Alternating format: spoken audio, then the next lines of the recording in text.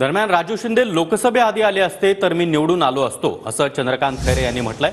भुमरेंना 25,000चं lead मिळालं ते मला मिळालं असतं असं देखील खैरे यांनी म्हटलंय।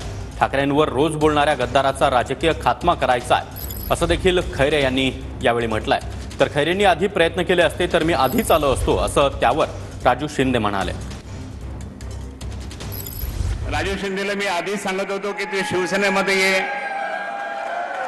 येतो म्हटला। जर आधी आला असता तो लोकसभेच्या आधी तर मी निवडून नसतो आला का? तू भुमरेंना 25,000ची मतदानाची लीड दिली, मला पण दिली असते मग।